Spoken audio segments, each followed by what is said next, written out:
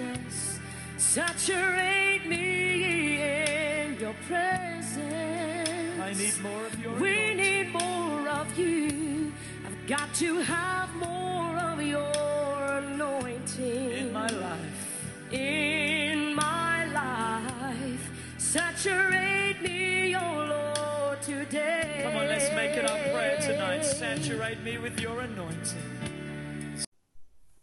Ampifaliana indray ry havana rehetra ato amin'ny tompo no andeha tongavana eto indray hitondra anjara-birika fifampizarana amin'ny alalan'ny fanontaniana sy ny valiny. Ary ao anatin'izay dia ho tonononay aminao ny fiadanany Jesosy tompo anjaka sy anapaka ao amin'ny fiainanao rehetra. Eny amin'ny sambatan'olona mihitsy anapaka ao am-ponao ny fiadanany Jesosy. Amen. Ya tena no itongavana isy reto rahavavy reto hitondra ny fizarana amin'ny alalan'ny fanontaniana sy ny valiny. Fa mialohan'izay nefa dia tsara mampahafantatra antsika rehetra fa indrindra ho anao izay voasambany mandrety fizarana ity mampahafantatra hoe any amin'ny YouTube dia misy fizarana izay alefan'ny mpikambana ihany koa ka afaka tapenao eo amin'ny recherche hoe fiomanana ho any an-danitra dia mipoitra ny anarana dia afaka hitanao avokoa ny fizarana rehetra izay efa noentin'ny mpikambana. Dia ohatr'izany ihany koa ato amin'ity page ny Facebook aty dia afaka s'abonenao ny page na any amin'ny YouTube na ato amin'ny Facebook dia afaka mandray mahazo notification foana ianao amin'ny fotoana rehetra izay hitondran'ny mpikambana ny fizarana. Amen. Eny ary izay no ela fa andeha ametraka ilay fanontaniana sy ny valiny sika fa zao aloha raha mety aloha ianao dia andao antsika hivavaka ho fametrahana ny fiarana eto anatrehan'ny tompo. Ndao ary vavaka. Haleluia. Ray masina tsara indrindra rainay amin'ny analan'i Jesosy ianao. Misaotra anao zay tompo ao fa nomenao anay rehetra indray ty ny tombom-pahafana ny tombo-taona ahafana indray mifampizara amin'ny analan'izao fanontaniana sy ny valiny zao eto amin'ny tsirairay avy. Misaotra tompo fa ianao no manome fahafahanao anay ary misaotra koa mifanamasinao izay miara-miasa aminay hatrany ary fantatra fa izy indray no aneo tanteraka ny fiasany eto hitondra ny teny any amin'ny sofiny tsirairay avy indray izy anokatra ny sofina anokatra ny fo amam-panahy mba tsy hisy mpiainy fotsiny ny rehetra izay nomenao fahafahana iaino eto androany fa mpiainy mpakatoa avokoa. Ka ataova raha ny asanao fanahy masina fa zay maha fitaovana anay dia manao an'izao fotsiny izay fa ianao no hanao ny fiasanao eto ameny feno tanteraka ny fiarahana eto. Ka hatombokay amin'ny analany anaranao Jesosy ary izao fanontaniana sy ny valiny izao. Misaotra tompo. Haleluia. Amen. Amen. Eny ary ianao mpiaino efa hitako efa tena fa miandry inona ary izany fanontanianao petraka izany fa izay koa mba te hamaly. Ie, izany mihitsy afaka mamaly itsika ary mahazo fahafahana avokoa ny rehetra manoratra eo amin'ny commentaire ny amin'ny valiny ny fanontaniana izay apetraka. Eny ary fanontaniana izay apetraka dia ny hoe ahoana no atao hoe fanompoana na hoe manompo. Ahoana no atao hoe fanompoana.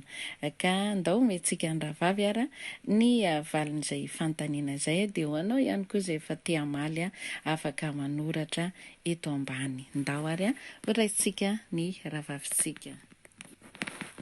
Faly miarahabantsika mpiaino ny tenako ny amin'ny fahasoavan'i Jesosy ny amin'ny famondram-pony mbola ahafahako mitondra ny anjara-biriko ny amin'ny valin'ny fanontaniana manao hoe manao ahoana no atao hoe fanompoana. Ny atao fanompoana moa dia alohan'ny hidirantsika amin'ny famakafakana an'izay valin'ny fanompoana izay dia hamaky ny tenitsika ao amin'ny Levitikosy toko voalohany vakiana andininy fahatelo ka hatramin'ny fahaefatra. Levitikosy toko voalohany vakiana andininy fahatelo ka miafara andininy fahaefatra manao hoe amin'ny anaran'i Jesosy. Raha omby no ateriny ho fanatitra dorana dia lahy tsy misy kilema no ateriny eo anoloan'ny varavarana ny tranon'ilay fihaonana no anaterany azy mba hakasitrahana eo anatrehan'i Jehovah izy. Ary hametraka ny tanany eo anoloan'ny fanatitra dorana izy dia ahazoany fakasitrahana izany hanaovana fanavotana ho azy. Izay zany no baiko nataon'Andriamanitra tamin'izany fotoana zany tamin'ny Mosesy. Dia Mosesy amin'izay zany nanatanteraka an'izay baiko zay tamin'ireo zanak'Israely. Zany hoe napita ilay baiko izay nitenen'Andriamanitra. Dia tsy iza ny mpampiasa eto fa Andriamanitra. Dia tsy iza ny mpanompo eto fa izay manara-dian'Andriamanitra. Ka rehefa antsika zany manara-dian'Andriamanitra zay dia manaiky ny baikony. Izay no atao hoe fanompoana. Manatanteraka izay rehetra baiko apetraka. Izay no atao hoe fanompoana. Manompo hoe izay rehetra baikony avy any zany, izay rehetra lazainy dia tanterahina, katoavina. Izay no atao hoe manompo. Ohatra anankiray izay amin'ny ara-panahy. Raha ohatra amin'ny ara-nofo koa no alaitsika eto dia hoe manana patron anankiray tsika. Dia ina no ataontsika amin'ilay patron? Le patron mpampiasa maniraka an'ilay mpiasa hanatanteraka izay baiko. Dia manatanteraka ilay mpiasa. Ninina zavatra tenen'ilay mpampiasa dia manatanteraka tsakany sy andavany ilay mpiasa. Izay natao hoe manompo, satria manompo an'ilay patron raha ohatra ka hoe ohatra ara-nofo no andrasantsika azy. Mazava tsara zany fa ny atao hoe fanompoana dia manatanteraka ny baiko izay teneniny ilay mpampiasa. Na ara-nofo zany na ara-panahy zany. Zay zany ny valiny ilay teny manao hoe manahoana ny atao hoe fanompoana. Ny fanompoana dia manatanteraka, mikarakara. Tena hoe manompo zany mikarakara izay rehetra lazain'ilay mpampiasa dia tanterahina avokoa, atao avokoa. Izay natao hoe manompo. Atao zany ny mahafalifaly an'ilay mpampiasa. Tanterahana zany ny baikony. Dia zay zany hoe mipetraka ny hoe ny mpanompo dia mpanatanteraka izay sitrapon'ilay mpampiasa. Dia efa nihazavako tery moa hoe raha ara-nofo, raha ara-panahy izy dia hoe Andriamanitra no tompontsika dia ninina zany hoe baiko asain'Andriamanitra ataontsika dia ataontsika izany izay fanompoana azy. Miteny Andriamanitra hoe miankofa manaova fiankofana ianareo dia miankoka, manaova an'izao nareo dia atao, tanterao zao dia atao. Izay natao hoe fanompoana. Miasa ho azy. Miasa, ninina zavatra mpanaoviny dia tanterahina atao. Hoe maniraka izy hoe mandeha nareo mitory amin'ny filazantsara amin'olombelona rehetra dia atao izay dia izay atao hoe manompo. Dia izay zany ny valiny avy ety amiko. Dia mankasitraka atsika ny haino hatramin'ny farany ary mankasitraka koa raha vavy dia atolotroko ny tompon'andraikitra ny fitenenana. Amen. Amen. Halleluja. Ia, mankasitraka fiainanao raha vavy tondra izay valiny fanontaniana izay. Mino fa ianao mpieny dia efa nandray ihany koa rehefa mahalala ary rehefa diso fantatra antsika loatra ny hoe manompo fa izay ilay hoe anjara birika. Eto koa moa na ny tena ara dia mametraka fanontaniana fa mba afaka ihany koa mamaly ny atao hoe fanompoana dia izao manao zavatra ianao tsy antenanao fa any hafa dia efa fanompoana izay. Azadino fa tsy le zavatra ataonao ao anatin'ny fiangonana ihany no atao hoe fanompoana fa na ao anivon'ny tokantranonao aza dia efa fanompoana izay. Izany hoe fikarakaranao ny zanakao, ny vady aman-janakao mihitsy zany dia efa fanompoana no anaran'izay. Izany hoe rehefa tsy antenanao zany fa ny hafa dia efa fanompoana izay. Ohatr'izany mihitsy ny ray aman-dreny sy ny zanaka ao anatin'ny tokantrano mandray adidy ny zanaka hoe amin'ny mahazanaka azy dia manampy ny ray aman-dreny izy manao raharaha. Dia ohatran'izay mihitsy na ny atao mitompo aza dia manao ny asan'ny ray sikisika izay nampanaovina antsika dia ataontsika araka ny tenin'ny ravavy teo hoe rehefa miteny ten'Andriamanitra mandehany eny amin'izao tontolo izao dia mitory ny filazantsara amin'ny olombelona rehetra dia izay tokoa filazantsara no hoaintsika amin'ny olombelona rehetra fa tsy ny filazanao sy ny benjoinao sy ny fanirianao ny interenao no lazainao any amin'ny olona fa ny filazantsara an'Andriamanitra no torianao, ny fibebahana sy ny sisa izay no entinao manao ny fikarakarana ny asa izay naniriana na ny rahan'ny tompo azafady na ny rahan'ny tompo atsika izay ilay hoe asa fanompoana. Eny ary ndao tsika mbola handray ny ravavy iray manaraka indray mba haneho ihany koa izy ny valiny fanontaniana izay efa nomaniny any amin'ny zanaka andao ary omentsika azy indray ny fitenenana. Miarahaba anao amin'ny anaran'i Jesosy Kristy Tompo a. Misaotra ny mpanompon'Andriamanitra izay nametraka fanontaniana hoe ny atao hoe manompo ka mba handray anjara tompoko amin'ny valim-panontaniana. Eto moa dia mariko etoana fa ny eo amin'ny fanompoana manompo ny tompo no amaliko an'ilay fanontaniana fa tsy hoe manompo izao tontolo izao. Inona ny atao hoe manompo a? Dia olona manana fiovampo izay nahita fifaliana ao amin'ny lalam-baovao. Izany hoe nanana ny lalana hafa izy teo aloha kanefa rehefa tafiditra ao amin'ilay lalana vaovao izay nidirana izy dia nahita fifaliana. Dia izay no hoe olona manana fiovampo. Ao amin'ny Koritianina 2 toko 5:15 amin'ny anaran'i Jesosy Kristy Tompo hoe koa raha misy olona ao amin'ny Kristy dia olom-baovao izy, efa lasa ny zavatra taloha, indreo efa tonga vaovao ireo. Amen. Dia faharoa manaraka izay vonona andany tenany.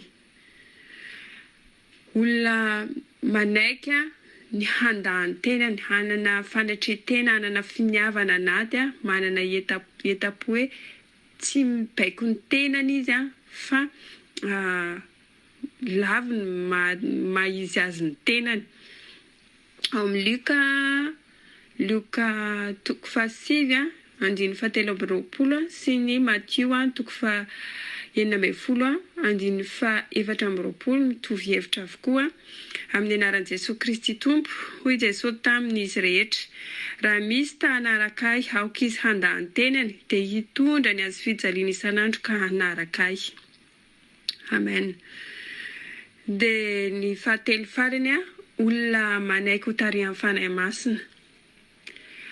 Olona manaiky ho tarihan'ny fanan'Andriamanitra satria miaina ao anatin'ny fanomponan'Andriamanitra izany dia mila tarihan'ny fanan'Andriamanitra mandrakariva.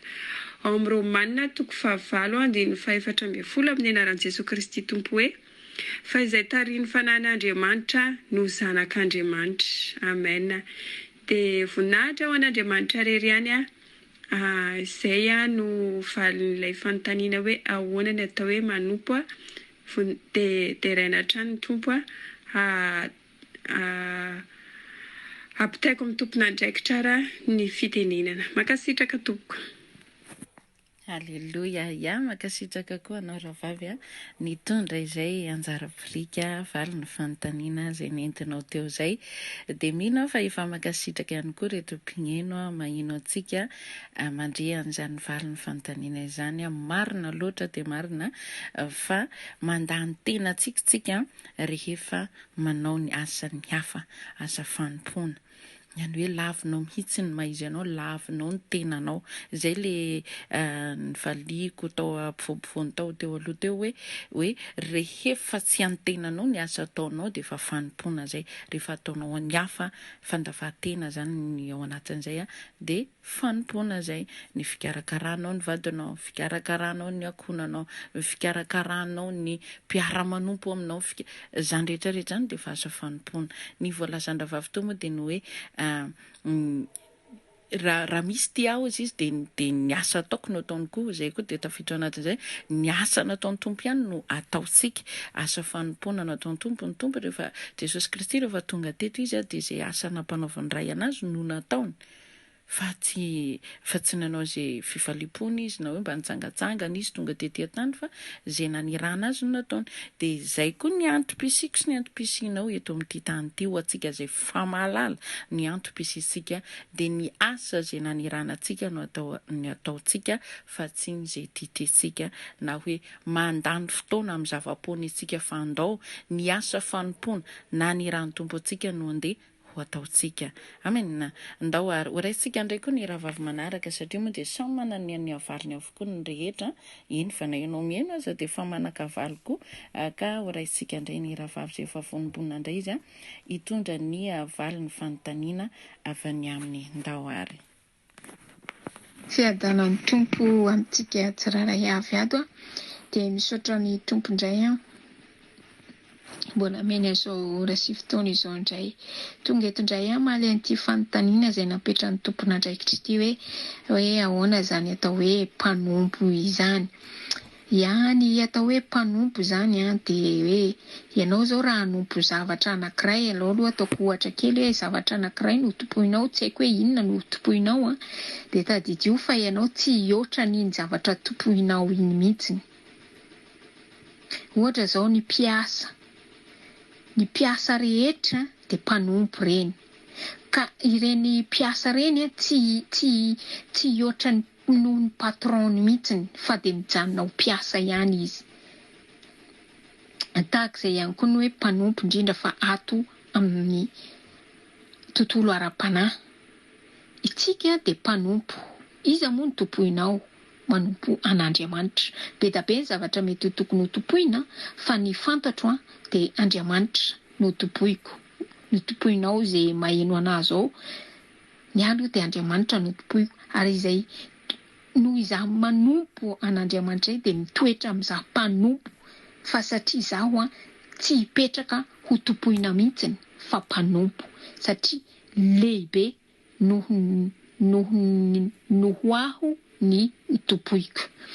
Andao ianao hoe mijereva tenin'Andriamanitra fa teo ny baibolinao ameko anao fotsiny ny andininy dia ianao mijery azy jereva ianao any amin'ny Matio 10:24 dia jereva ihany koa ianao ao amin'ny Matio 10:29 dia mijereva ihany koa ianao ao amin'ny Jaona 5:20 manazavana ao amin'ny hoe ahoana zany hoe fipetraky ny mpanompo zany dia ho fantatrao tsara hoe ahoana ny atao hoe mpanompo.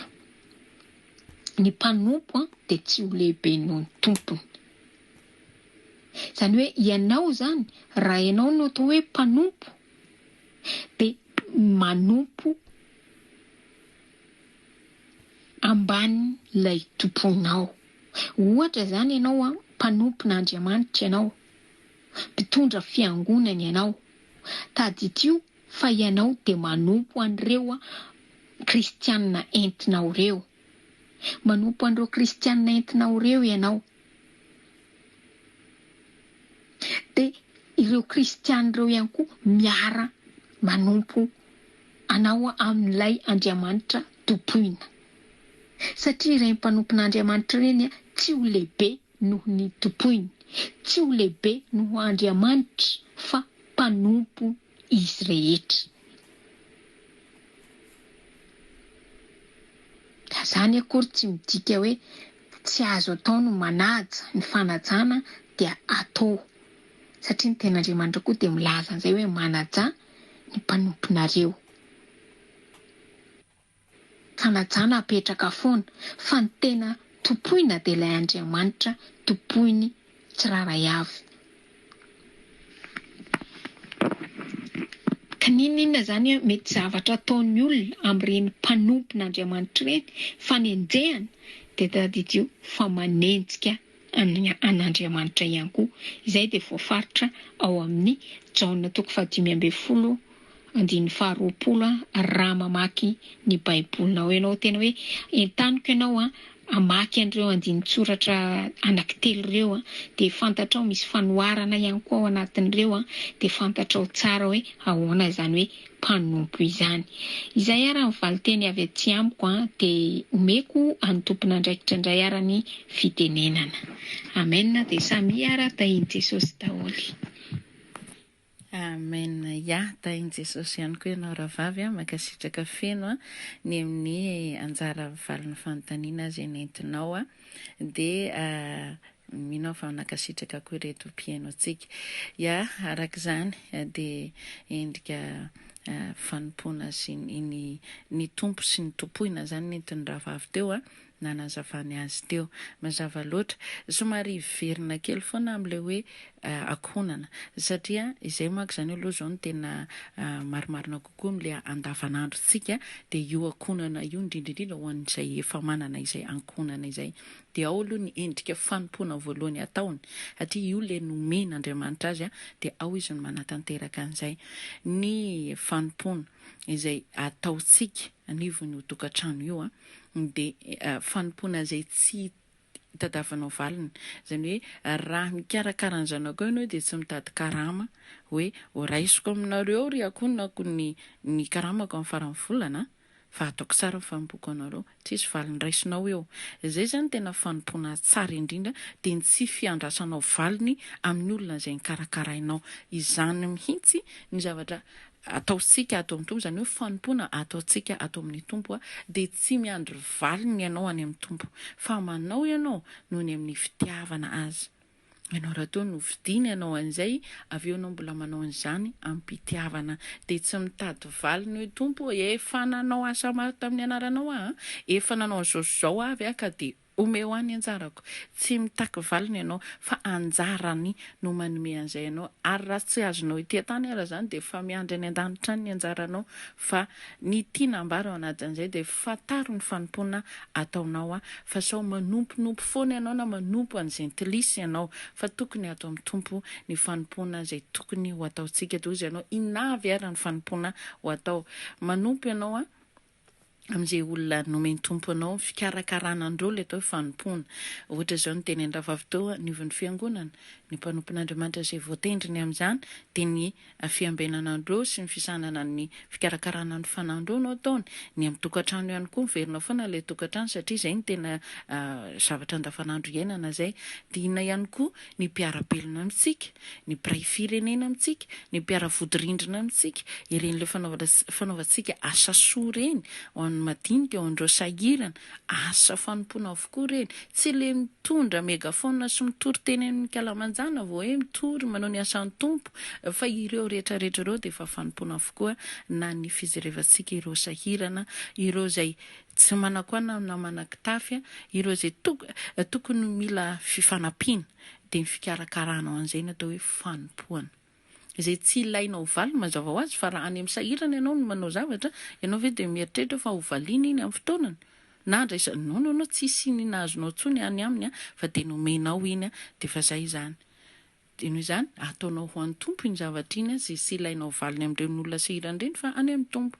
ny fifanompoana ataontsika dia ataontsika ampiarabelona amintsika amin'ny akonantsika amin'ny mpiaramonina amintsika fa indrindra ho an'ny tompo ny anton'izany rehetrarehetra izany satria izy no mbola manome fahafahana iainantsika hanatanterana an'ireo dia manao an'izay antom-pisiana izay tsika manao an'izay iraka nampanaovina antsika dia ny fanompoana azy ataovy ny adidinao ataovy ny andraikitrao ataovy ny asa fanompoana izay ny antsony tompo anao aza lanina amin'ny zava-poana ny fotoananao sy ny andro izay nomeny tompo anao fa ataovy ny asa fanompoana andraitsika amen ho an'ny tompo rery amin'ny voninahitra makasitraka feno ho anao izay nandrehatra amin'ny farany ity fizarana ity azadina fa tsy ho ela ihany koa dia ahita ny fizarana faharoa an'ity fanontaniana ity ianao dia zay indray raha ny anio ny fizarana izay nentinay sy ireto rahavavy reto amin'ny mpitiavana dia mba raisy ihany koa amin'ny mpitiavana